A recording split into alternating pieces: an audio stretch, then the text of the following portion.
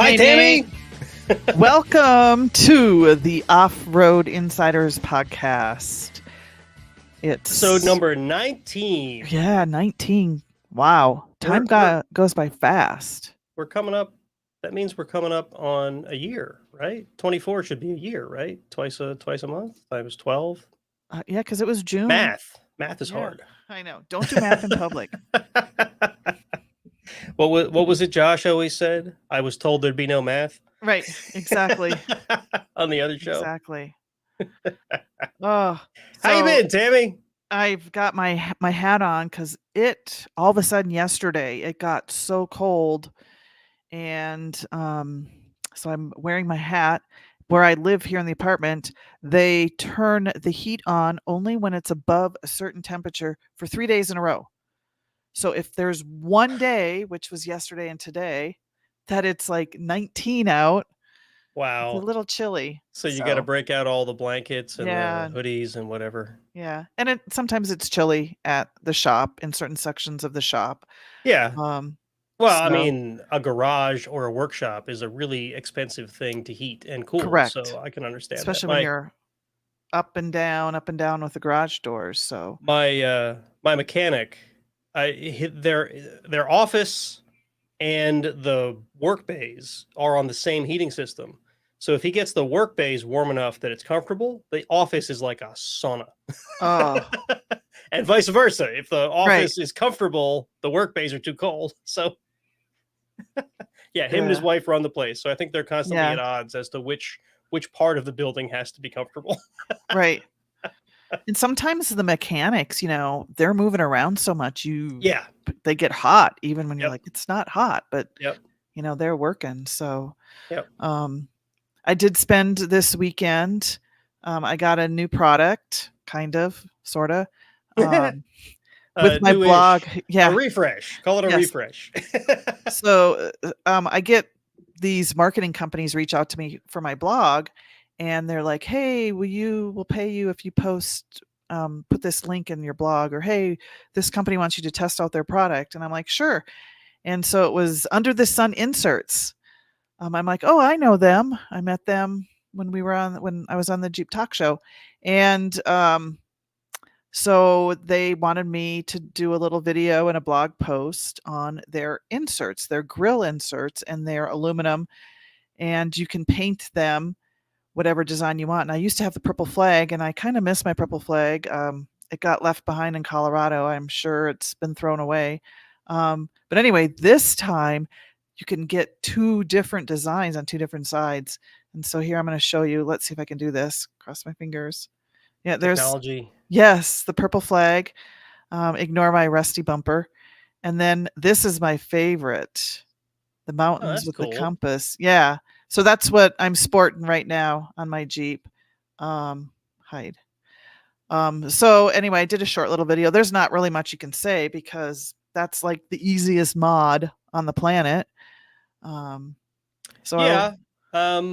mean, it's like if you know how to take the grill out. Right. It's worth showing how to put it in because it might not be obvious to everybody, right? To anyone who's ever had the grill off, it's dirt simple. But if you've never had, and you don't have to take the grill all the way off. You can just take you just kind of pop the top. Yeah. But one thing I realized, if you have an older Jeep and you haven't really like messed with your tabs a lot, though, that plastic gets brittle. Yeah. You have to be really careful because I broke one of the little tabs. The thing got stuck in there. Luckily, I work at a shop, so I'm gonna have the guys. You can pick those up at an auto store. Yeah, it's not like they're hard to come by, but and you don't really need all of them. If you have enough to keep the grill in place, it's probably fine. The Cadillac, I've actually had the grill off of that more than I've had it off of my Jeep. Oh wow! Because of some transmission cooling problems that I had when I first started towing with it. I put in. First, I did some stuff to try to improve airflow. That didn't work, and then I took it apart and put in an upgraded transmission cooler. And then there was some other fiddling I had to do with where the air temperature sensor was on the grill. So yeah, I've had the grill off of that thing like 6 times at this point. So do they have those plastic tabs? It has. Well, so the whole front grill bumper headlight assembly comes off as one piece. So it's Oh, definitely not as easy as the Jeep. right. But yes, there are several of those tabs, and then there's a couple bolts you got to take out, some light bulb sockets you have to take out. It's really a pain in the butt. And because it's so big and it's painted, right? Like, I got to be super careful where I just set the thing down because I don't want to scratch the paint because it's the front bumper, and there are some nicks in it from me working on it. Right. Yeah, you got to be It's careful. like, You need to get like a little stand with foam yeah, and stuff. yeah. Luckily, it's all plastic, so it's not like it's going to rust or something. But now there's Right. like two little scrapes right in the front grumper, the front bumper that bother me. Grumper. It's not a grumper. There's no grumper. So, but yeah, that's just sort of, I guess, do it yourself life. Right. Exactly. Exactly. So that was But yeah, pretty much my we weekend. were when we were at Bantam last year. My wife saw some of those grill inserts. I don't think they were from Under the Sun. They were from someone else. Well, a lot of people. Sorry, I'm going to spoil your surprise here. Go ahead. Well, they weren't from them. They were from some other company, but they were not cheap. It was like $140 or something for basically a piece of aluminum with holes in it, and that somebody has painted on. So I looked at the thing while we were there, and and that included installation. So, good value there. So we came home, and I just went to the same place that I usually buy steel from, and sure enough, they have the exact same aluminum. Yep. So I just ordered a sheet of it, and she's still working on deciding what she wants to paint on it. But we put it in there for a week or two just to make sure that it fit and that it didn't cause any overheating problems or whatever. Right. So yeah, you can make them yourself. I was going to say, do it yourself. Yeah.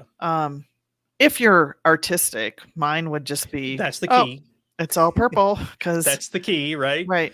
Although and you got to match it up to the slot so it looks right. We put it in when I tested it. Of course, we just put it in bare aluminum. It looked really good.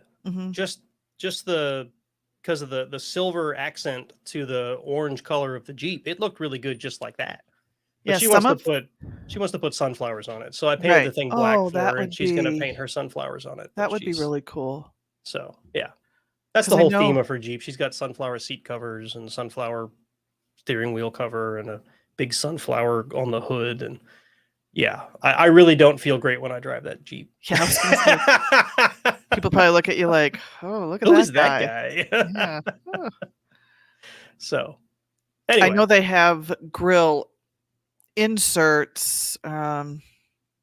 Like you can get the painted just like red, purple, yellow, whatever, where they go just outline the slots. Yep. And some of them even have like that corrugated, the metal with the hole in it attached to those. So you can, where you don't have to take the grill off. You just kind of push them on. Yeah. I used to have purple ones like that. She had those at first, but they were plastic with holes in the plastic, and that was causing airflow problems because there weren't enough holes. Oh, so we pulled them back out, and that's when we decided we're going to do the grill insert instead. And that's why I tried it before we decided to actually install it, because I was worried she was going to have the same problem. But it's not having the same overheating problem that she did with the inserts. The other ones. Yeah. Interesting. So yeah, knock on wood, I've never had problems. I want to say that when I was ordering the material, it told me what percentage of airflow there would be based on the holes. Huh. Right. I forget what it said. It was percent coverage or whatever, which I read as the percent that will be blocked by the thing. And it was like 60% was the best I could find. Wow. So yes, there is a restriction to the airflow. I mean, there has to be, right? Because you're now putting it through a grid, like a griddle thing. But it wasn't enough to cause any overheating problems. Now, if we were in like Arizona, maybe I was just going to say, you might want to think, like if you're in one of those super hot places, Arizona, the South. Yeah, right. But I've never heard of anyone. I've never heard of anyone having any problems. So, so yeah, that's cool. How about you? Do you get a bunch of requests for products you'd never actually want to review? Yeah, I get lots of lights. Yeah. I'm like, I'm not. Well, I mean, like completely unrelated. Like, here's an umbrella we'd like you to, or whatever, right? Yeah, I got jewelry once, but that was it. not right. but just a lot of lights, aftermarket lights. I'm like, I don't want to wire anything. Well, you're doing a grill insert. I think I Yes, mentioned this on our last show. you're doing Finally something more ordered my Dana exciting. 60 truss. Woo woo. So that arrived. I was worried it was going to be delayed because I ordered it from Barnes, and then I had a chat with another Jeep YouTuber. If you know Daddy Jeep, he had also Oh ordered a yeah. truss from Barnes, and he said it was like a month it took for him to get it. And I'm like, oh great, I'll be waiting forever. But it was not quite a month. It was like 2.5 weeks. And then once it shipped, it got here super quick. I have it now. It's in the basement. I haven't even unboxed it yet. It just came like Saturday, I think. So I have that. And then after I got it, I'm like, now I actually have to start the process of cutting all the crap off of this axle housing.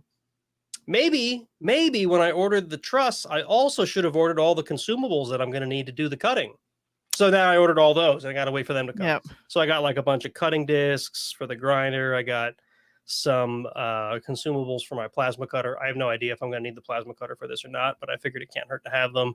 I finally bought myself a portaband. You ever see one of those portable bandsaws? Oh yeah. I've wanted one for years, and this was the excuse I needed to buy one. Yeah, dear. I need this because I'm going to use it one time. It costs a gazillion Oh dollars. no. Well, no, but I didn't buy it. Everybody buys, I think it's the Milwaukee because it's supposedly this really great portaband. But that one's like $400. I oh bought my one from goodness. an off brand, and it's corded, not cordless. But that's fine with me. And it was only $100. So I feel It's not better too about bad. that.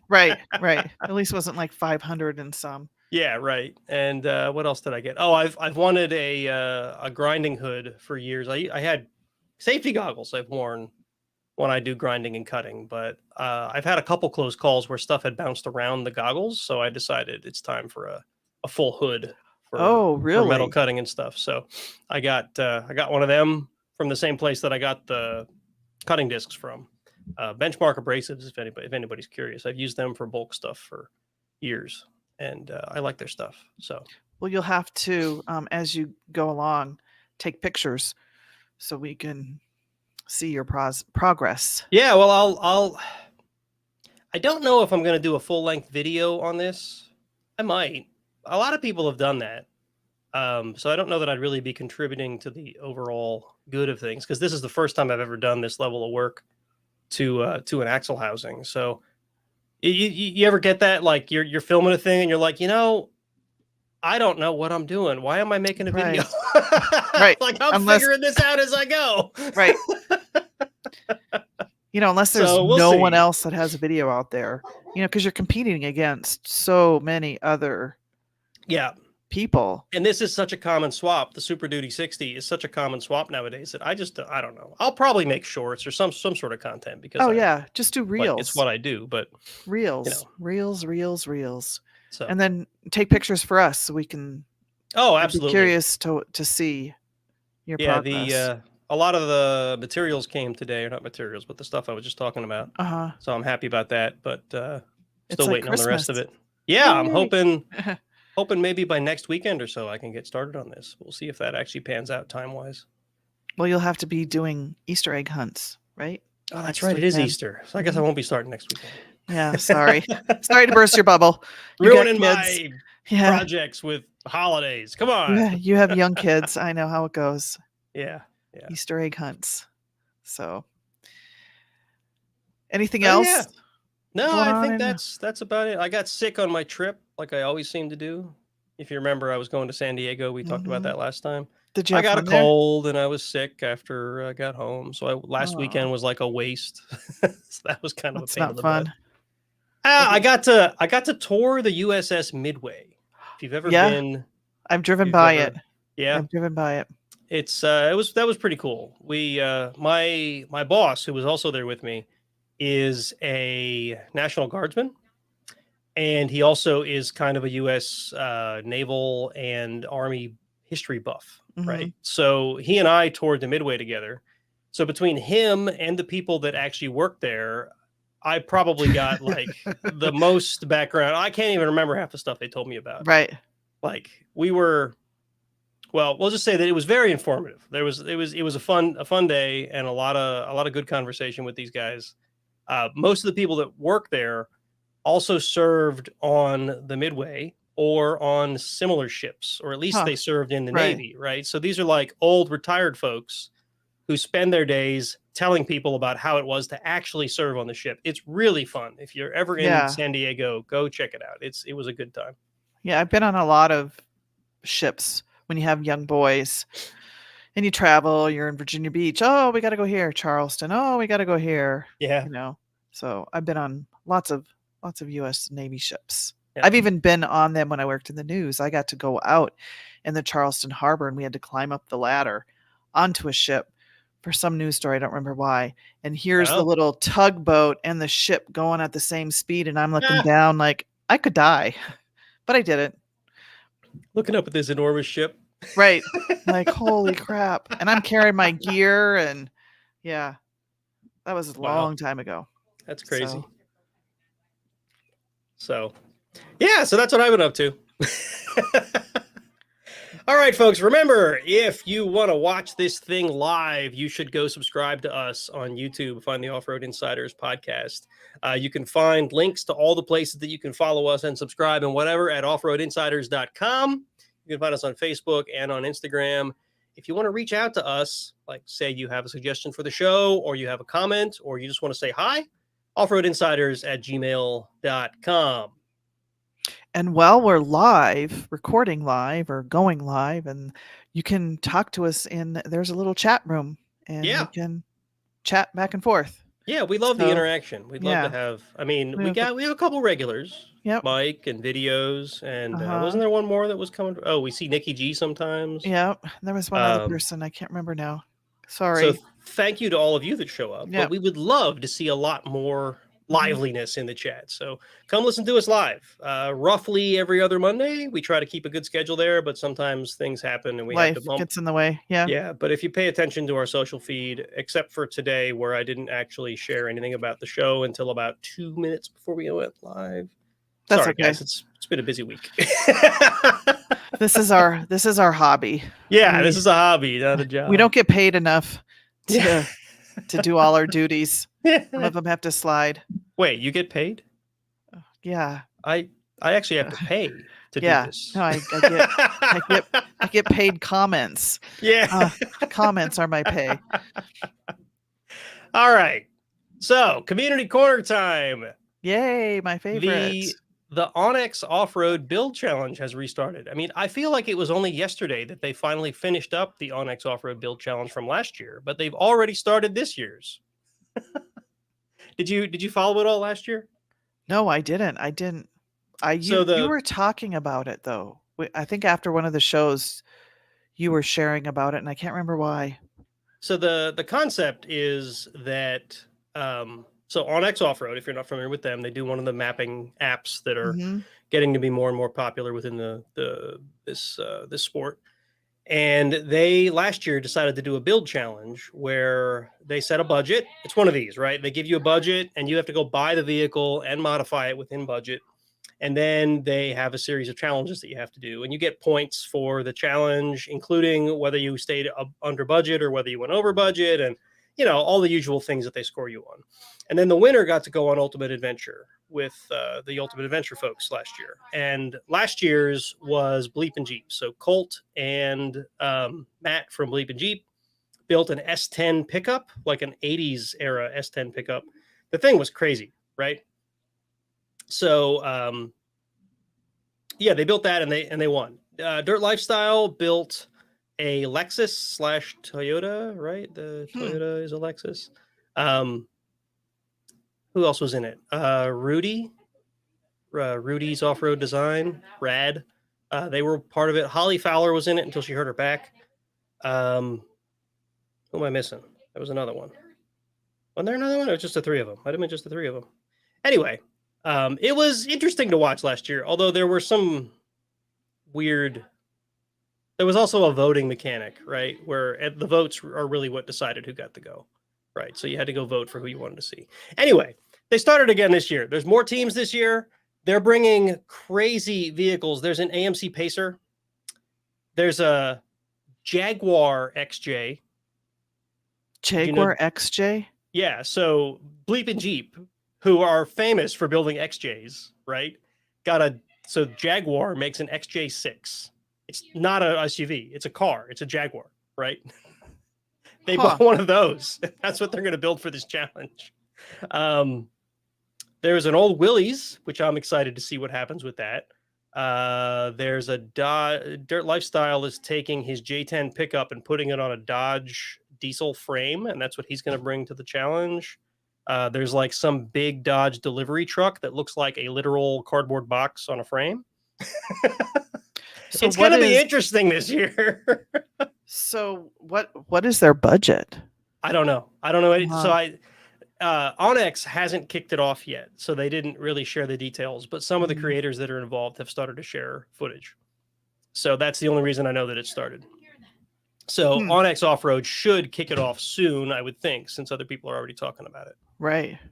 Robbie Layton has the delivery truck. Yes, that's true. Oh, there's a Mini Cooper too. I forget who has the Mini Cooper, but someone's got a Mini Cooper. Oh, Videos is asking me where my Serenity poster went. I don't know if you noticed. I got a painting of my Oh, Jeep that's done. right. You said you were going to do that. You said you were going to do that. That looks cool. That's like a serious painting. Yeah, well, it's really not. You I could took a picture I already had, and I threw a filter on it in Photoshop that makes it look like it's an oil painting, and then I sent it to one of these canvas printers. yeah, like and Snapfish can do it, or It was like $50, and I got that. I could have went bigger, but they get a lot more expensive as they get right. bigger.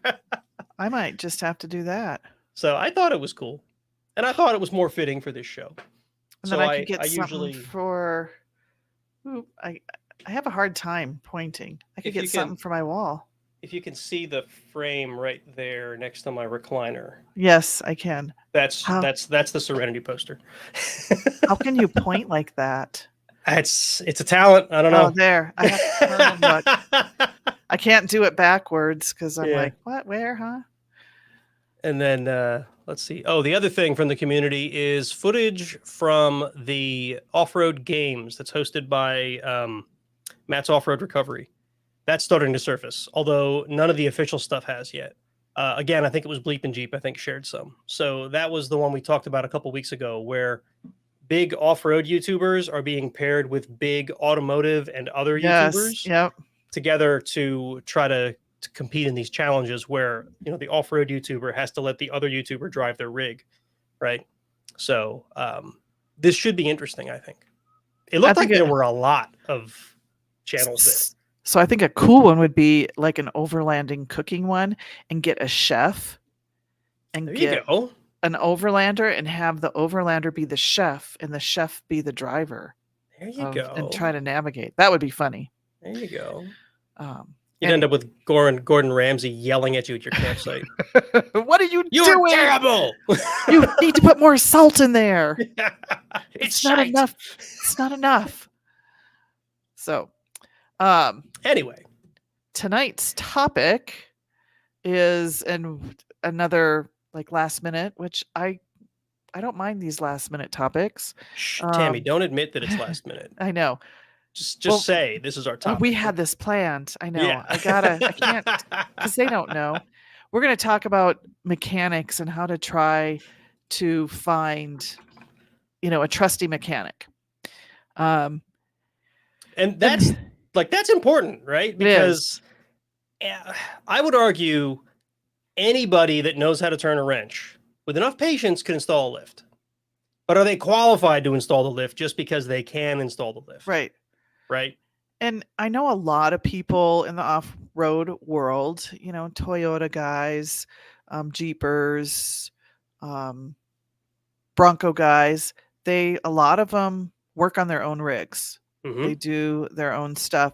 But some of us, I can put on a bumper, I can put on some sliders, but can I go in there and change my heater Can I go in there and, whatever? Complicated things. Yeah. You have a JK. Don't try to change your heater core. No, I saw we had to in the shop.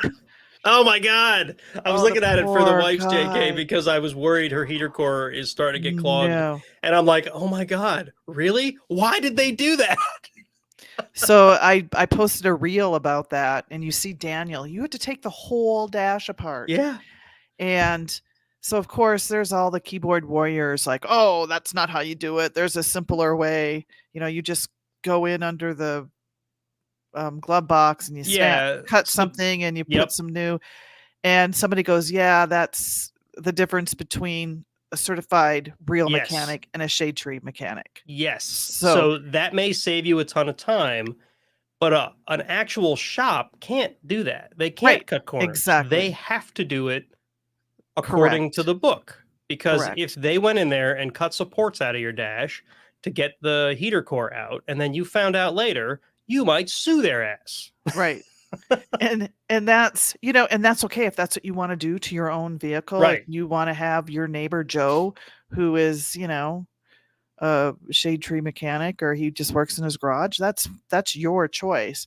Right. But if you want your vehicle looked at properly and repaired properly per manufacturing standards, then you need to find a legit shop.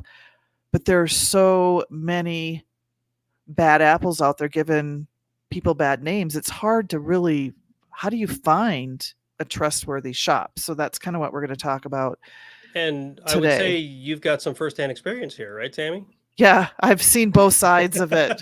Seen both sides for sure. Yeah, I mean, you've And worked at a number of shops, and one of which yeah, I forget if you talked about it here. Or no, you talked about it on the Jeep Talk show. That yeah, yeah was definitely not cool. very shady. I Yeah. worked at a Jeep dealer. I've worked Uh-huh. at a shade tree, and now I work at a mom and pop who have been in business for almost 20 years. And that's one of the signs too. If you find a shop, if it's a mom and pop and they've been in business for 20 years in the same town, obviously they're doing something right. Yeah. Because especially nowadays with reviews and social media and, people calling out, don't go to Joe's, you know, mechanic shop down on 8th Street because, blah, blah, blah. These people be run out of business. Now, I Um, will say that you will always find someone who has a negative opinion of even the best oh, shop totally. We get that at because TNT for sure. something Yes. something soured them, whether it was Yes. valid or not, right? Everybody Correct. makes mistakes. Even the best shop will sometimes not do right Oh, by a customer. That and we're doesn't mean that human. they're yeah, that Right. doesn't mean that they're a terrible shop. It just means that that time they screwed up. Yeah. And, at TNT, there are mistakes made, but, you say, sorry, we messed up, but we're going to fix it for you. Mhm. That's the difference. Because, we're all human. We all make mistakes. Um, but the thing is, you just have to be very careful.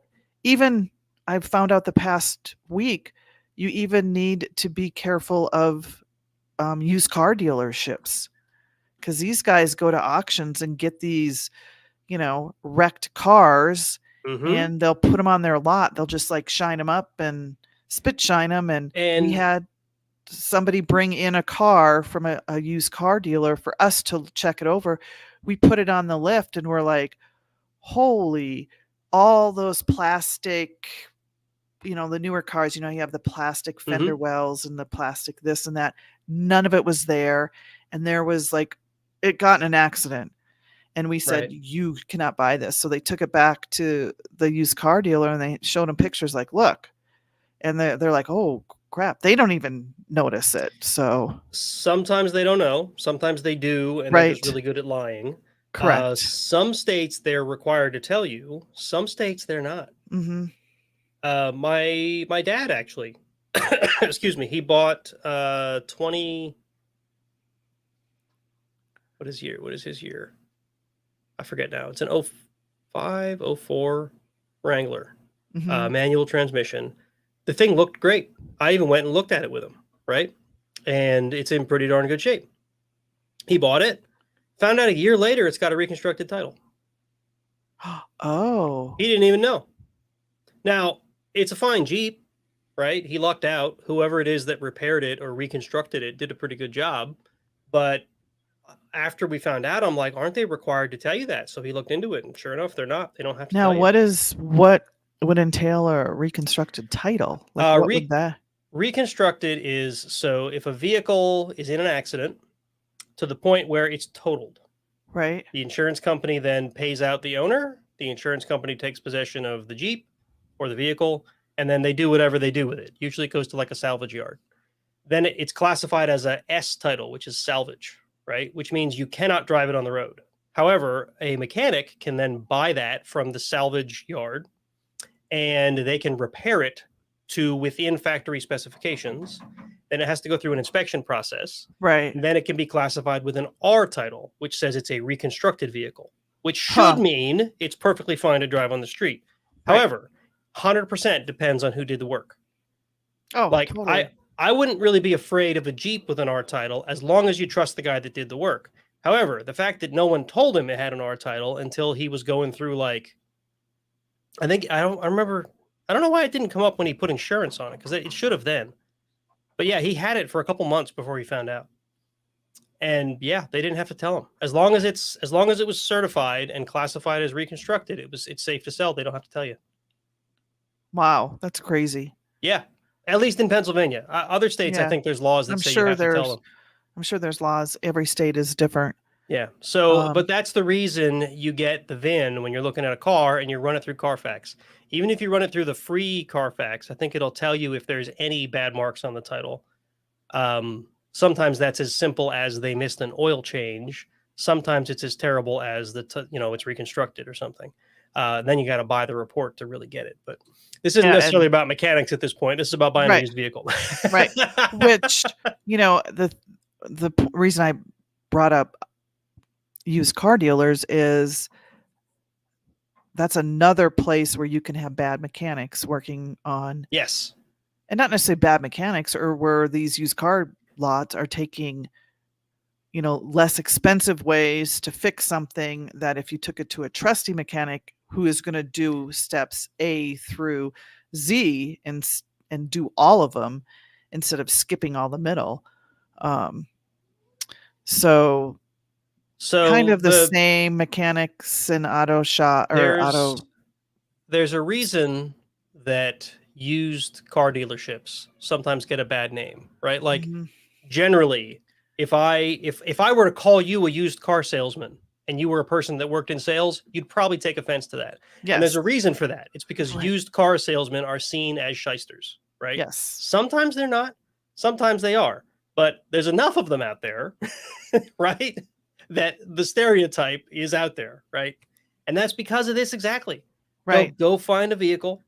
They'll do the bare minimum to get it on the road so that you can drive it on the test drive and you don't notice the problems. And then when you get it home, you find out all the bigger problems. That's why things like lemon laws exist, although they don't exist on used cars, I don't think. Can they be applied to used cars? I'm not sure. I don't know. Maybe they can. But at any rate, yeah, you got to be careful. Yeah, some tips, just if you want to do a little bit more research into where you want to take your vehicle. One of the things is, do they have a business license with the city they're in? Do they have a state business license? And that's easy to check. Pretty much, I think all states or Secretary of State has a business entity search. You can go search the name and you can see if they're in good standing or if they even have a business license with the state. And if they're not in good standing, basically that means they haven't paid their fee and they've let it slide. But at least they're registered. They at least took the time out to register. And some places you have to post those licenses in the mechanic shop. Yeah. Your insurance. Are they insured? That's another thing. Ooh, you don't want to. I worked at a shop that wasn't insured. I stressed every single night. Like, what if there's a fire and all these cars are destroyed? Right. We have no insurance. So some people get around that by putting up a sign that says any damage caused to your vehicle while on this premises is not our fault. Right. Like if the place were to burn down. And I think your own insurance, that is you as the owner of the vehicle, right, would cover that to some extent. But yeah, it's a lot better when the shop has insurance that covers it. You have to have, I can't remember what it is, some sort of mechanics business insurance. Yeah. Now I got to imagine that ain't cheap. Right. Right. So I can't blame them. I can't blame them if they've chosen not to have it, but they better be honest about it. So you got all those kind of documents. Another place we talked about it earlier is reviews. You can go to Yeah. Yelp, you can go to Google. Just Just go to Google and check the reviews. And again, the like Nate only was saying, you just got to the be only yeah, the only caveat careful. I have there is what was what we learned in sales class way back in college. Like out of it's like 1 out of 10 happy customers will Correct. leave you a review, and like Right. 9 out of 10 unhappy customers will leave you a review, right? Yes. So you got to make everybody happy, but the 1 or 2 people you make unhappy are going to be loud about it, Yes. right? And they're the So ones who will and like we got a bad review at TNT because one of our terrain masters, who's our like our brand ambassador sort of thing, she got into, which had nothing to do with us. She got into a little argument on Facebook because the guy used the retard, and she's like, "You shouldn't call him that. That's not right." Blah blah blah. So uh, they got well, into he this went and left little a argument. review on So TNT for that? yes, and I'm like, Oh my "What? He wasn't gosh. even our customer." So you just gotta be careful Yeah. of you never know who's really leaving Exactly, the because some people are reviews. really vindictive like that. Yes, I mean, especially I nowadays, it's for the gets for the worse. for the day job, I represent the company many times. Like I'm very frequently am the face of the company I work for at trade shows and in videos, in live streams. And one of the things we're always super cautious about is what we say when we're Mhm. representing the company. So that terrain master, whether she liked it or not, if she advertises herself as a terrain master, is kind of representing TNT. So, that like that guy should not have left a review No. on TNT because of something she said, especially something that's completely unrelated to Right. TNT or TNT's products, right? Right. But people make that association, and then Mhm. sometimes they get real vindictive about it, and they Yep. just want to make somebody's life hell. Yep. So they go do Isn't that. it's kind of like a doxing thing, It sorta, is. kind Yeah, of. right, Yeah. right. So, you have your reviews, but, like, keep in mind, the reviews, ask the locals around town, Yeah. and if you're really kind of concerned, court records are public information. Yep. You can see who's filed claims against them, um, that kinda thing. What were some of the others I said? Oh, when you take your car there and you get an estimate, get a detailed estimate of what's wrong, how much everything costs, how much labor it will be, because there's laws where they can't, once that estimate is made, unless you ask for other things to be added in. Mhm. That's what they have to go by. I think they can only go like 10% over.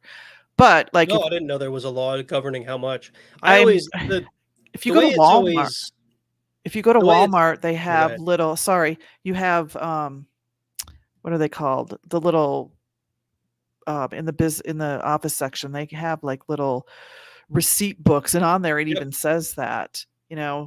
the estimate can't go over The 10%. the way I've usually seen it work is, and I thought that this was the law, if they give you an estimate and then once they get into the job, they realize it's going to cost more, they can't just make it cost more. They have to contact you Call and get you, it and and get yes, approval for whatever it is the that's going to extra cost more that's if it's above going and to be beyond. significant. Yeah. Correct. Oh, we went in to replace your clutch, but we found out your transmission's bad, right? Correct. Yeah. Correct. So yeah. Yeah, so get a signed estimate. And this even goes to the other side. If you are the shop or the mechanic, this helps protect you as well, to have paperwork on all this stuff so people can't come back and sue you, because it goes both ways, because it will help protect you. Um, I'm clicking back and forth. ASC certified. The guy that I worked with, he kept telling people he's ASC certified. Well, like, how do you find out? Well, you can get certificates for that. But let's say you Yeah. were ASC certified in the 80s. Well, Right. you're not ASC certified now. You have to be Uh-huh. recertified Yep. every 5 years. Yep. Um, Yeah, and and that's a big deal for any industry, right? There's most certifications have a shelf life. mhm, And, if you say that you're certified XYZ, you better make sure that it's current, because if it's not correct. current, you're not actually certified.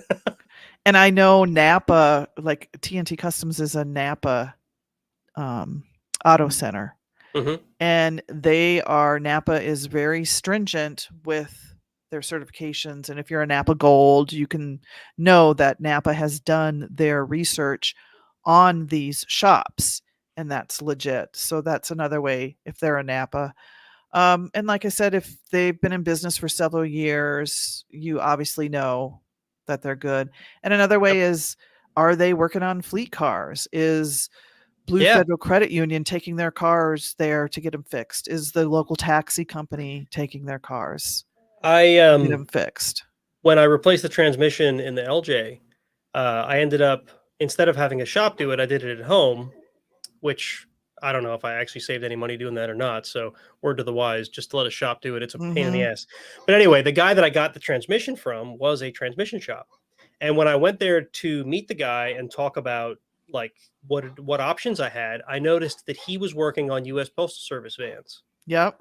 And that gave me a good feeling. If the Yes. US Postal Service was good enough, like trusts him enough, it made me feel like, maybe this guy's Yep. good. Now, maybe the US Postal Service is just looking for the cheapest mechanic they can find. I don't know, but it sure did look good. Well, and the thing is, if they're paying money to have this guy fix their postal trucks, Yeah, and then he screws up a bunch of times, I don't think they would be taking him back. They'd I probably go would think, find yeah, someone else. You would think anyway. because repeat service is a lot more expensive Correct. than good service. So and you're gonna find some people have bad days.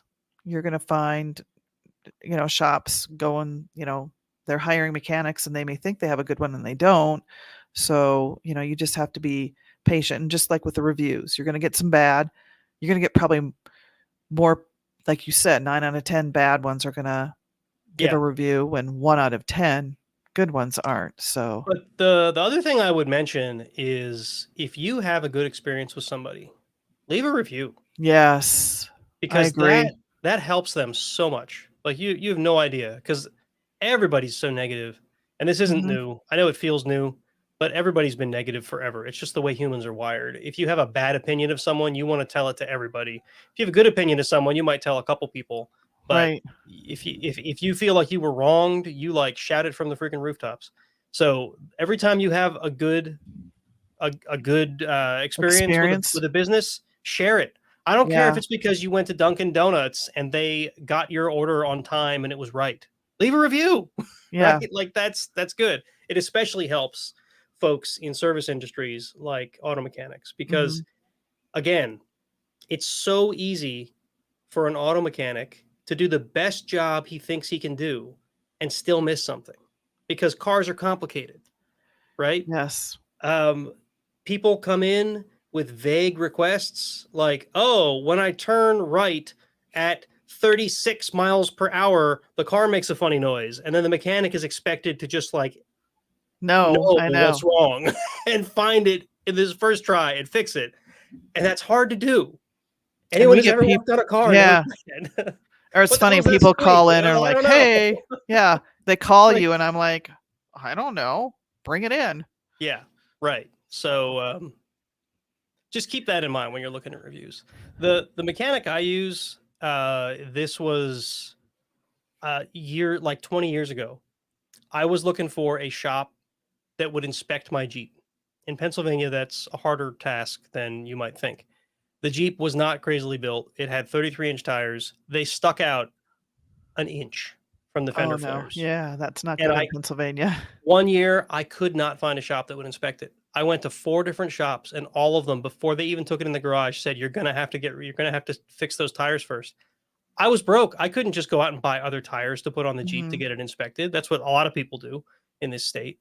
And finally, a friend of mine was like, "Oh, check out this shop. He's relatively new. I've been to him a few times. I like the guy, and for stupid crap, like whether your tires stick out past your flares, he looks the other way. But for important crap, like your brakes are about to fall off, he makes you get them fixed." I said, Right. "That sounds perfect." And Exactly. that's how it started. Inspections Yeah. was all I took my vehicle to this guy for. And over time, we built up a rapport.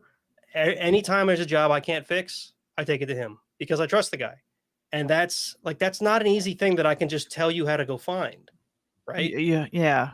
It's And usually it's word of mouth, like you yeah, said. Like when I was in exactly. That's how I Maryland, found this guy. when I was in Maryland, I found Jeff with Adrenaline Off Road, and he's not like on a main street or whatever. He has a little shop on his property, and but he knows Jeeps, and he can do lifts, and he just all that stuff. But that was word of mouth through Jeep clubs and other Yeah. a couple of Jeep clubs actually. Yep. And everybody in Maryland knows Adrenaline Off Road. So sometimes it's not always, they're down on Main Street and they have like a building there with signs. Yep. Sometimes word of mouth is your best A lot of times bet. those little shops, and this isn't always true, but a lot of times those little shops are more trustworthy than Mm-hmm. any big Mm-hmm. chain, any big shop ever, Mm-hmm. because they're more interested in customer satisfaction than they are in getting your vehicle in and out the In and out. door as quickly as possible, Yes. because they don't have a line of vehicles waiting for the next garage bay. They care more about building a name and a reputation. So, those folks are generally they may not always be the best deal. They'll probably be best work. Yep. So, Unless it's like Jim Bob, who is just looking for an extra buck, right? There's always yeah. those. Yeah. I know some Jim Bobs. Anyway, those are just our suggestions from our experience. If you guys have any other tips, share them in comments, send us an email, and we'll share with our folks. In the meantime, don't forget we're at offroadinsiders.com, and that's where you can find our email address, offroadinsiders@gmail.com, where you can shoot us your tips. If you have any other suggestions on how to find a good, trusty mechanic, Yeah. and you can find where you can follow Nate and I and the Off Road Insiders podcast, which you are listening to here on YouTube right now. Yeah, yeah. All right, let's move along into the news. Should I play the music? Yes, I was going to say play the music.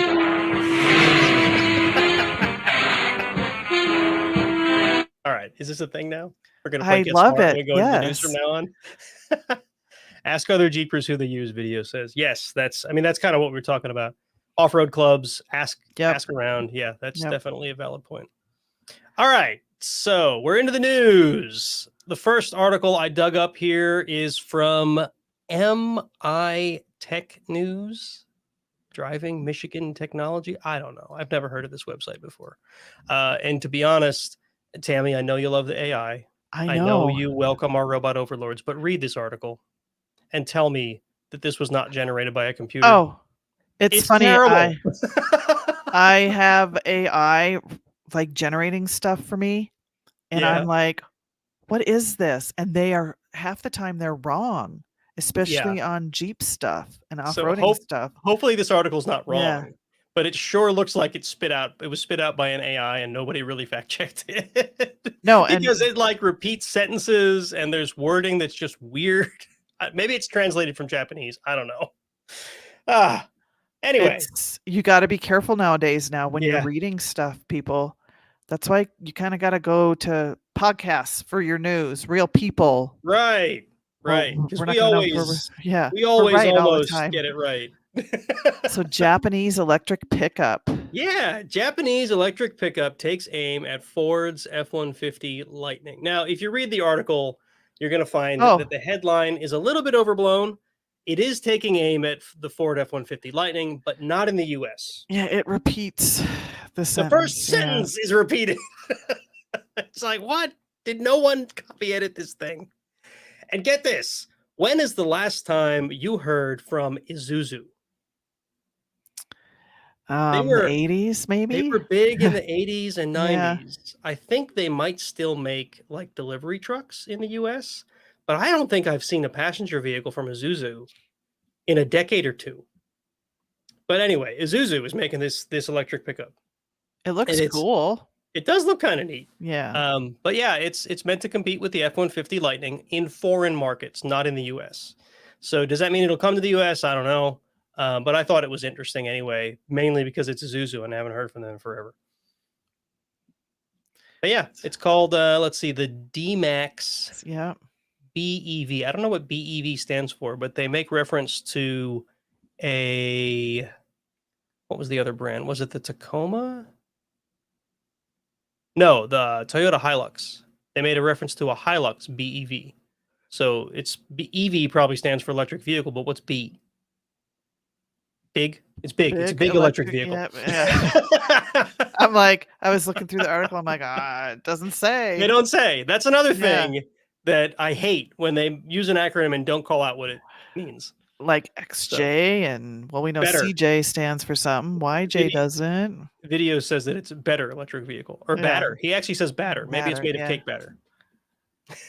Battery electric vehicle. That makes sense. Oh yeah, there you go. Okay. So this next article I really really like because I love tiny homes and Yeah, this one I thought campers was and pretty cool. yeah, and it So almost looks like a box truck that they turned into a camper. this is from motor1.com, and it's Mhm. this struck me because it's very overlandy, very like van lifey. Yes. In fact, they even start the article with van life is incredibly popular. But this is a home essentially that was built by a young couple on what was the model here? It's a 2007. Yeah, 2007. Mitsubishi.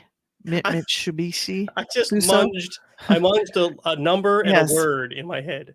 Yes. 2007 and Mitsubishi came out as 2000 Civi. 2000 Civi. 2007 Mitsubishi Fuso, Fuso. It apparently started life as a fire rescue truck, and Oh now yeah.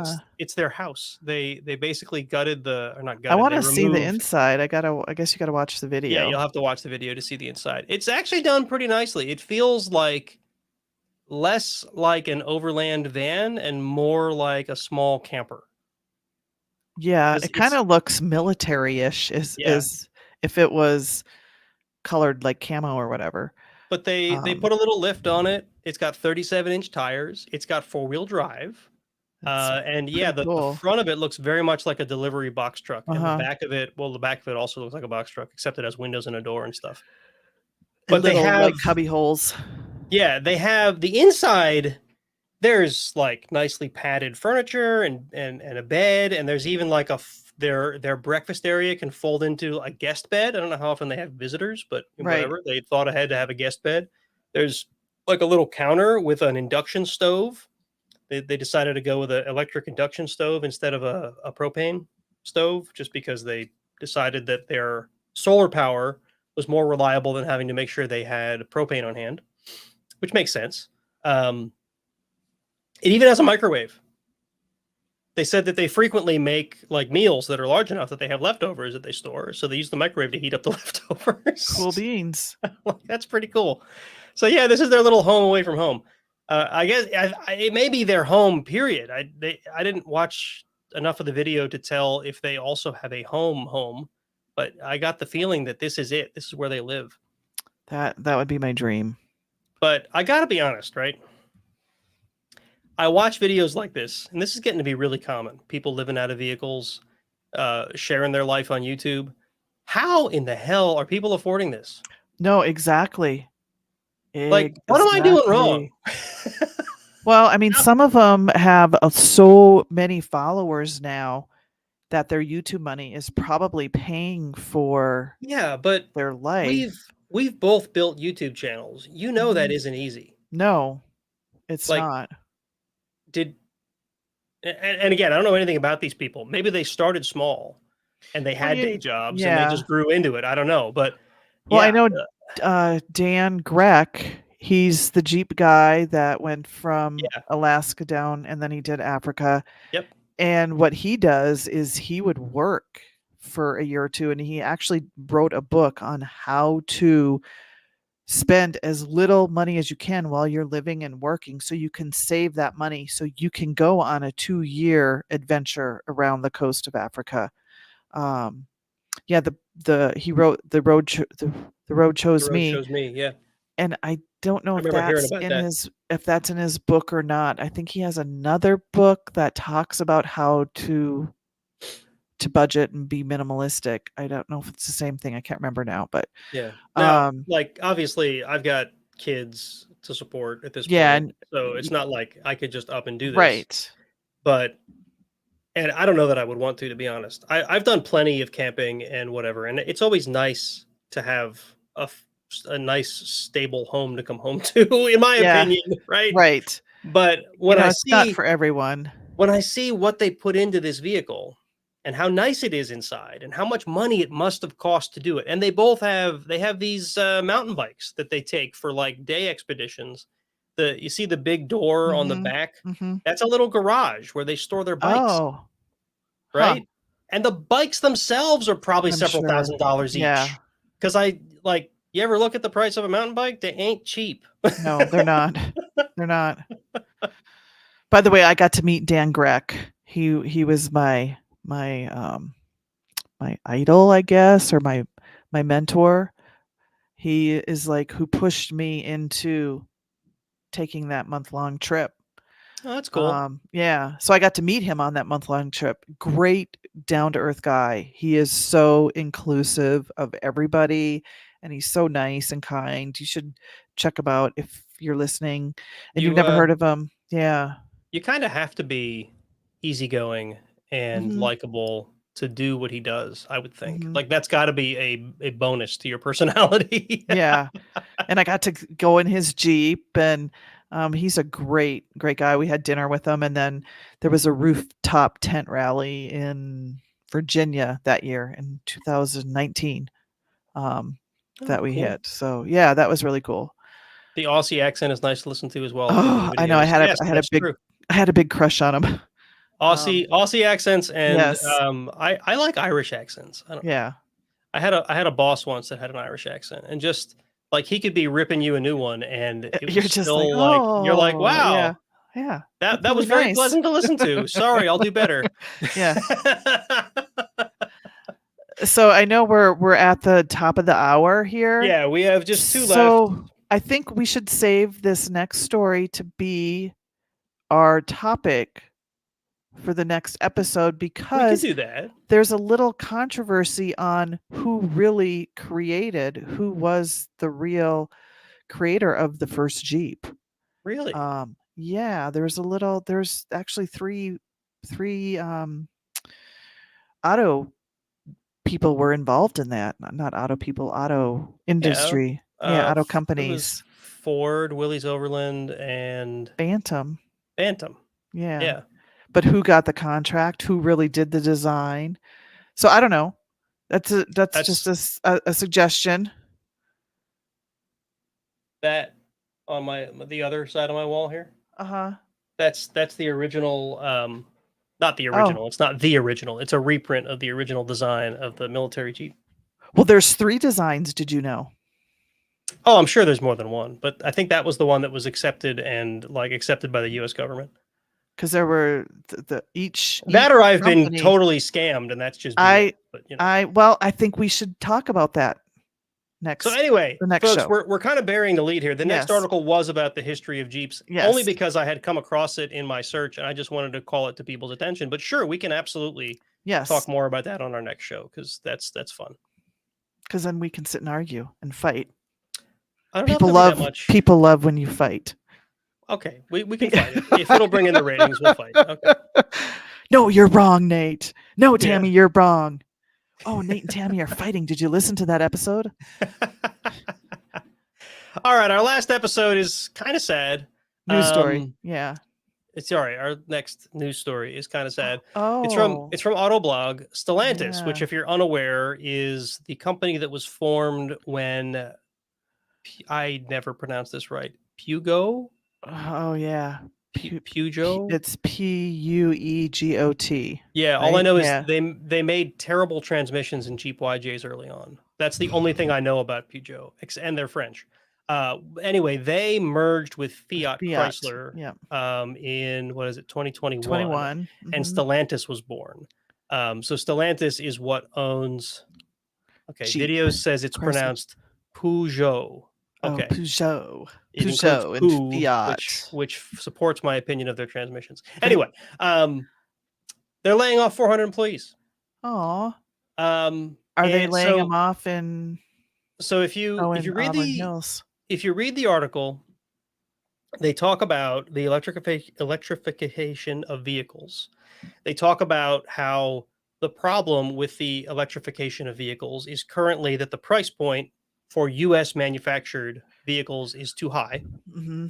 Apparently, China has been able to solve this problem by paying their employees nothing. Surprise. That's how China solves everything.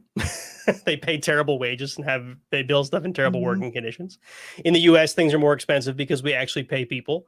You could argue maybe we still don't pay them enough, but that's a whole other topic to Right. talk Topic. about. Yes. So basically they're saying that electrification is like this high priority in the US and for US automakers, and it's really hard to meet those numbers because we have to try to get the price of an electric vehicle down to the same price point as a gasoline vehicle. I think we all agree on that. So they're firing a bunch of engineers and software designers to make that happen. Makes Engineers and sense. software designers. This Yeah. doesn't make sense at all. Engineers are the ones that are going to bring the price down. Software designers are the ones that make the freaking car work in today's era. Get rid of some of those vice president type. Yeah. So to me, this seems weird. It seems like they've missed the mark. Now, I'm not a Stellantis executive. I don't know who the people are that they've laid off. We can armchair quarterback this all we want. Correct. I've been through layoffs and I've seen them from the inside versus what the outside says, and they're never the same story. Mhm. So, maybe we're misreading this, and maybe this particular news source is mischaracterizing it. But And that's the yeah. other thing too. It's a news story. News, quote unquote news. Yes. Autoblog. Are they really a news source? Maybe Yeah. not. They're a blog. And it's God, you got to be careful what news you're taking in nowadays. That is true. You know, where are you getting it? Is it an AI? Is it a reporter? Do they have an agenda? But at any rate, 400 employees are losing their job. They say that's roughly 2% of Stellantis' workforce. And that's going to make all our EV cars pricing go down. Sure. Mhm. That's what this article would have you believe. Right.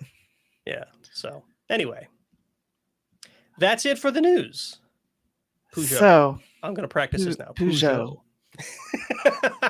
Peugeot. Puzao. I think that's supposed to be Puzao. Yeah, that's how we're going to end the show. Trying to pronounce Peugeot. Pugat. maybe you need a beret to say it right. Yeah. Or like a latte. Yes. At any rate. So next week we're going to talk about that was fun. Evolution of a Jeep. So, Nate said it right. Video says I said it right. So See? We're going to start fighting. So yeah, next time around we're going to talk about the history of Jeep. So if you're here for not Jeep stuff, I'm very sorry about that, but I think it'll be fun because I know a lot about Jeeps and so does Tammy. I know more. I've been I've been to Bantam twice now, and it's actually really cool to walk around and see some of these historical. I would love to go there. Historical Jeeps. Well, try to get out to Pennsylvania in June. It's so far away. Yeah. That'll be right around the corner. So if anybody's planning to go to Bantam, I'll be there again this year. If anybody wanted to say hi, start planning your day now. Bantam always fell on the last weekend of school, I think. Yes. So I always had last weekend of school stuff. It is my kids are going to finish school and then we're going to hop in the tow rig and drive to Bantam. That's pretty much how our weekend is going to go. Right. So luckily with the online school that they go to, even if they have school work to do the last day, which is the day we'll be traveling, we can do it on their laptops when we get there. Yeah. So that's the beauty of school from home kids. Yes. But anyway, Bantam coming up. Right. So I think that's everything, folks. Thanks for listening tonight. Thanks for watching live. If you're watching us live, if you want to watch us live, make sure you find us on YouTube and hit the subscribe button and hit the notifications so you know when we go live, because sometimes we're apparently bad at announcing it beforehand. Yeah. We'll try to do better. And you can, if you miss it, you can still go to YouTube and listen again. Oh, absolutely. Or download it wherever you download podcasts. Watch us on YouTube or download. Although I keep getting notifications from Google that they are shutting down Google Podcasts. I saw that. So don't try to listen to us on Google Podcasts because while we will be there until the day they shut it down, when they shut it down, we don't have any control over being there anymore. So find somewhere else. Spotify. I think we're on Spotify. iTunes. YouTube. Yeah, I don't know why they're shutting it down. Google shuts everything down. Yeah, you know, there's the Google long time ago. They had a Google chat place. God, what was it called? You mean the social network they had? Yeah. Circles. Was it Circles? It was originally called Circles. Yeah. I think they rebranded it at one point. Yeah. There is a website. It's called something like Things Google Has Killed or something like that. It just tracks projects that Google has killed off. Wow. So there are a lot. It was funny. I had jury duty again. I got called to jury. I didn't get picked, but you're lucky, aren't you? I know. I actually didn't mind it. I'm done for my session. But the judge was like naming, telling the jurors, don't go read the news, follow this case, don't go on social media, don't go on. And she goes, MySpace. She read MySpace. Don't go to MySpace, Instagram, Facebook. I'm like, who goes to MySpace? I don't think you can go to MySpace anymore. It's like a music platform now. That was really funny when she said that. I'm like, Judge, you forgot TikTok, Judge. Yeah, right. I'm going to go to TikTok and talk about this case. Yeah. Killedbygoogle.com is the site I'm talking about. I'll have to go check that out. So yeah, there's a ridiculous number of things on here, and they're even dated. They have little tombstones and everything. Aw. They're dead. Well, folks, thanks for listening to us. For things that are slated to be killed, they have a little guillotine icon. Videos, you would be surprised how many people come into the shop and I ask for email addresses to put them in our system, and they still have AOL accounts. Yeah, they still exist. I'm like, what? AOL? Right. And there's still a bunch of Hotmail people too. I think that's kind of funny. Hotmail. I mean, I could go on and on about why you shouldn't be on Hotmail or Yahoo Mail anymore, but that's the wrong show for this. Okay. Anyway, remember, like and subscribe. Yep. Leave us reviews because we want to hear from you guys. Reach out to the Off-Road Insiders. Sorry, not the Off-Road Insiders. Reach out to us at offroadinsiders@gmail.com if you got any comments or even like guests that you'd like to hear us interview or whatever. Send us leads. We'd love to talk to more folks. If you want to find me, go to swvcrawler.com. Tammy, where can we find you? Jeepmama.com, and all my sites are there. Who doesn't know that anyway? Yeah, they see it right here. Oh, there you go. Try to point. I know there, and yours is. See, it's my blonde hair. I can't do that.